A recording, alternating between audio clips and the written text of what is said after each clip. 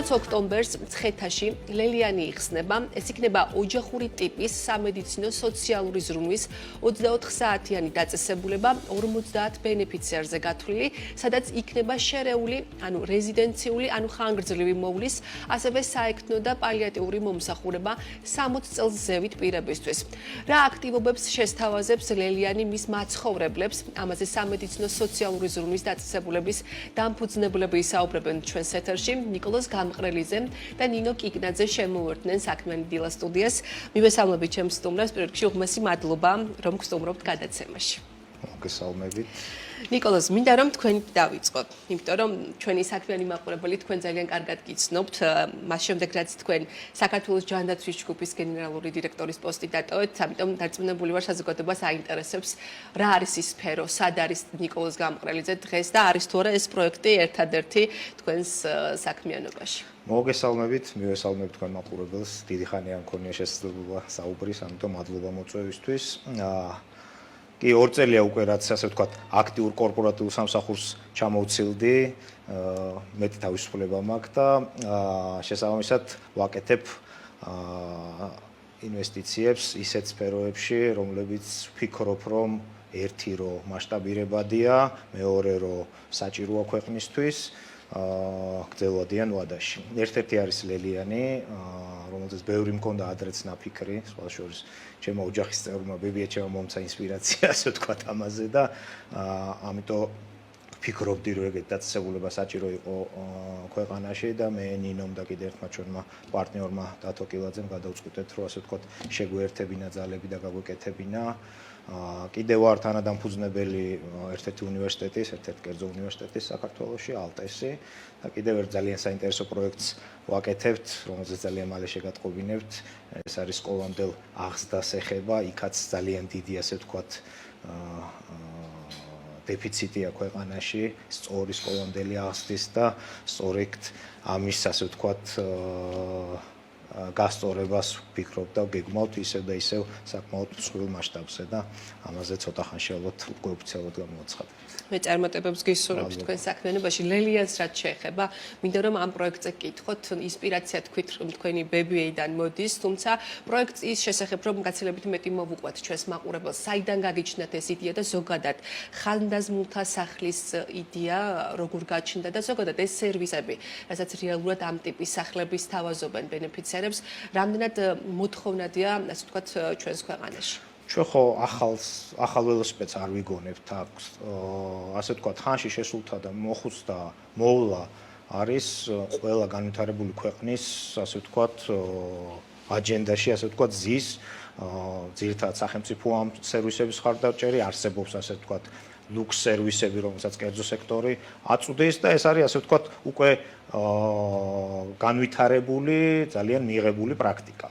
საქართველოში ეს მიმართულება საკმაოდ სტიგმატიზირებულია და არ მიყვეს, რომ სტიგმატიზირებულია იმიტომ, რომ აღიქმება როგორც, ასე ვთქვათ, ჩემი ოჯახის წევრის კვლევაც რო გავაკეთეთ, იქაც ამოდიოდა ესეთი, რომ იმიტომ არ გავზარდე შვილები, რომ ჩამაბარონ სადღაც.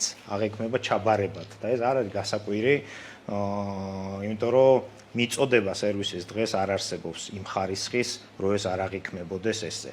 სწორედ ლელიანით გადავწყვიტეთ ჩვენ, რომ ამ სტიგმას შევებრძოლოთ, ასე ვთქვათ, ეს სტიგმა დავანგრიოთ და დარწმუნებული ვარ კიდეც, რომ დავანგრევთ. მოთხოვნიდან გამომდინარე უკვე გახსნის, ეხლა რო იხსნება უკვე მოთხოვნა რაც არის, იმას ვხედავთ, რომ ეს სტიგმა დაინგრევა თუ ჩვენ სწორ და კარგ და მაღალი ხარისხის ზრუნვას შევთავაზებთ ჩვენს ბენეფიციარებს და დარწმუნებული ვარ, ეგრეც იქნება.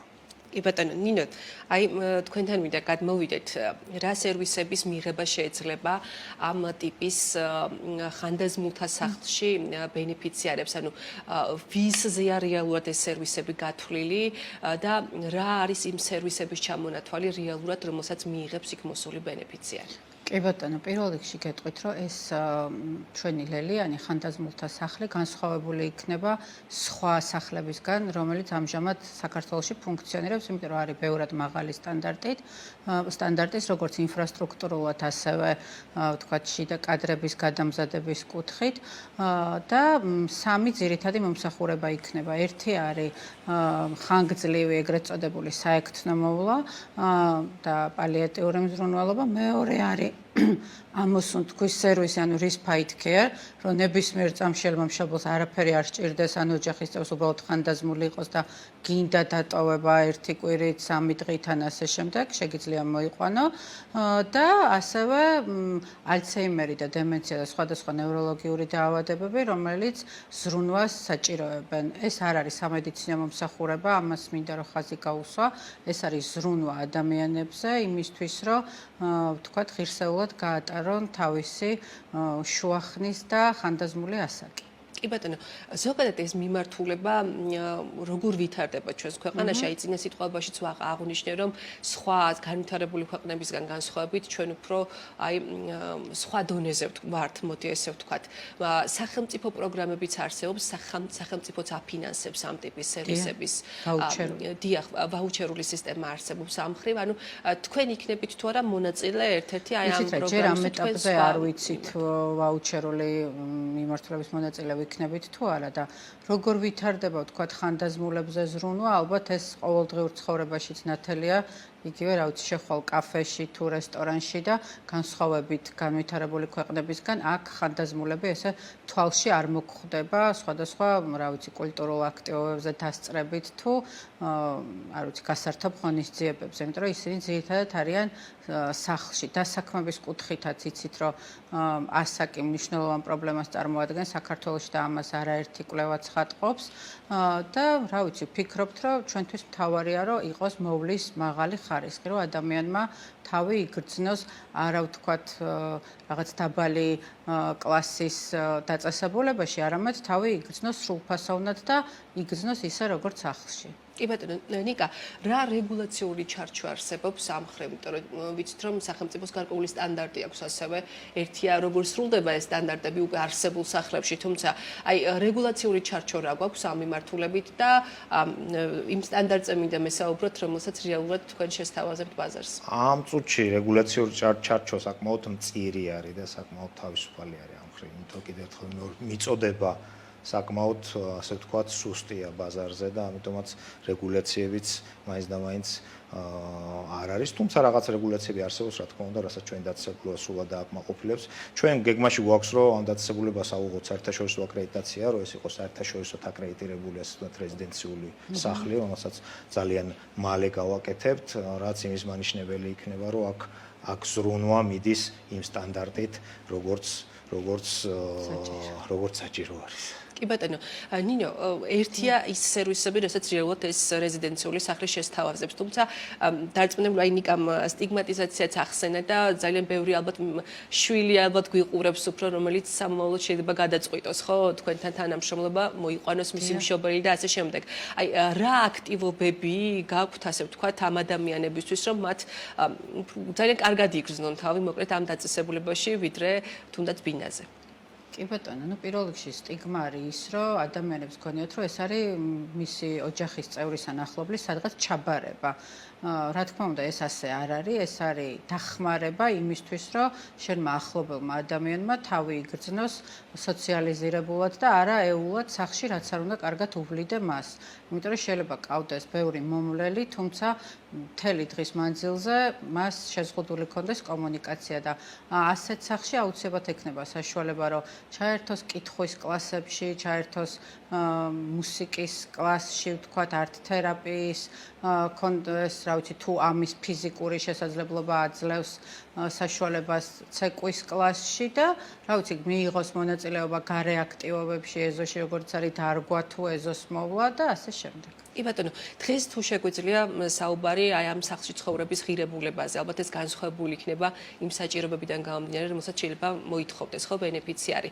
რამდენად ხელმისაწვდომი იქნება ეს და უკვე თუ არის გაწერილი კი ბატონო, ეს გაწერილი არის, რა თქმა უნდა, იწყება 3500 ლარიდან და ამ ეტაპზე მთავრდება 4000 ლარზე, დღე გამოდის სადღაც არ ვიცი 130-140 ლარი, რაც მოგეხსენებათ, რომ ალბათ ვერც ერთ სასტუმროშიც კი ვერ დაისვენებ უბრალოდ საუზმით 130 ლარად და ჩვენ ვთავაზობთ ადამიანებს მაღალი ხარისხის მოვლას, კვალიფიციური ექთნების მიერ, რომელთა უმეტესობაც გერიატრიაში და მოვლაში არიან გადამზადებულები, ვთავაზობთ სამჯერად დაბალანსებულ კვებას, თუ ესაჭიროება მას საფენები, რა ვიცი, მოვლის საშუალებები, ის რომ ნაწოლები არ გაუშვდეს, ან თუ აქვს ნაწოლები მისი დამუშავება და მართვა, რეაბილიტაცია და ასევე დამატებით სერვისები, რა ვიცი, რაც ჭირდებათ მის შეჭრა თუ სხვა მხრივ მოწესრიგება, ყველაფერს ჩვენ ვეცდებით, რომ ამ კუთხით მომსახურება გაუწიოთ. კი ბატონო, ნიკა, 20 ოქტომბერი ეს არის დრო, როცა უკვე ეს პროექტი სრულყოფილად გაიშვება და გაიხსნება ეს რეზიდენციული სახლი. დატვირთულობაზე თუ შეგვიძლია დღეს უკვე ვისაუბროთ, თქვენ თქვით, რომ მოთხოვნა საკმაოდ დიდია ამ სერვისებზე ქვეყანაში.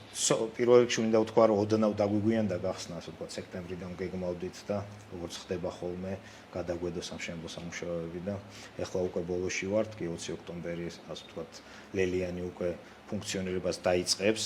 დღეს უკვე შემიძლია ვთქვა, რომ დაახლოებით 25%-იანი დატვირთვა დღეს უკვე არის და საკმაოდ დიდია, ასე ვთქვათ, ამას ზარებით გზნობთ შემოსვლა. რაც მთავარია და ყველაზე ძალიან რაც მიხარია ამ ყველაფერში არის ის, რომ ეს ლელიანი არ არის მარტო, ასე ვთქვათ, საჭიროების გამო რო რეკავენ, რომ სხვანაირად ვერ ვუვლი და იქნებ თქვენ მოუვაროთ.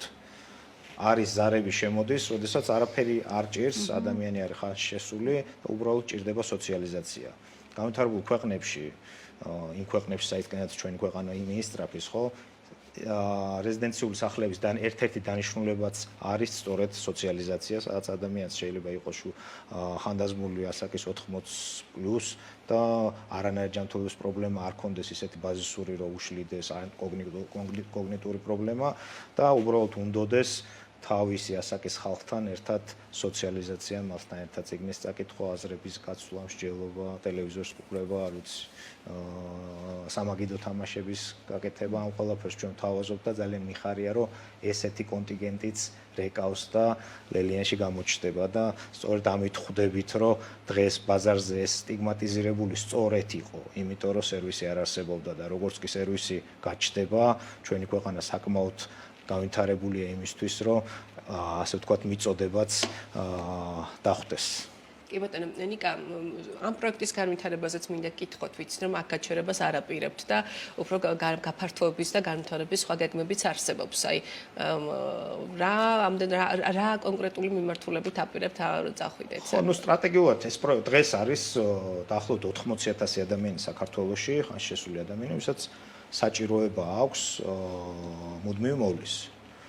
და ეს, ასე ვთქვათ, ამ საჭიროებას ვერ იკმაყოფილებენ, ან იკმაყოფილებენ არასრულად, ხო? შესაბამისად, ესეთ სერვისებზე მოთხოვნა, როგორც კი მაღალი ხარისხის სერვისი გაჩნდება, ვფიქრობ, რომ გაიზრდება უფრო და შესაბამისად ჩვენ აქ გაჩერებას არ ვაპირებთ.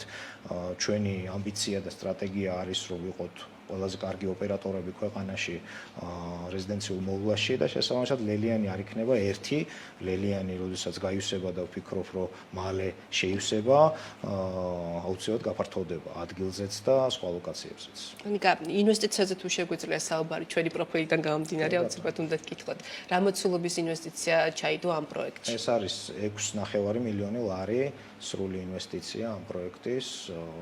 ნაწილი არის, რა თქმა უნდა, დამფუძნებლების კაპიტალი, ნაწილი არის ჩვენი პარტნიორი ბანკის, ამ შემთხვევაში TBC ბანკის მხარდაჭერით. კი ბატონო. ნინო, ბოლოს თქვენით მინდა დავასრულო, როგორ უნდა დაგიკავშირდნენ, ასევე საინტერესოა ის ადამიანები, რომლებიც დაინტერესებული არიან ამ სერვისის მიერ. რომლის ნომერიც არის 591501515 და ასევე Facebook-ზე გვერდი ლელიანი ქართულად შეუძლიათ Facebook-ის მესენჯერის საშუალებით მოგწერონ, ან დაგვირეკონ, ან გვესტუმრონ მცხეთაში სამხედროს ქუჩა ნომერ 57-ში. კი ბატონო. ძალიან დიდი მადლობა მინდა გითხრათ ამ მართლაც საჭირო პროექტის შესახებ ინფორმაციის გაზიარებისთვის, ჩვენი მაყურებლებისთვის. წარმატებები თქვენ და წარმატებები ლელიას. მადლობა. მაყურებელს შევახსენებ, რომ ნიკოლოზ გამყრელიძე, ლელიანის დამფუძნებელი და ასევე ნინო კიკნაძე, ლელიანის დამფუძნებლები საუბრობდნენ პირდაპირ ეთერში.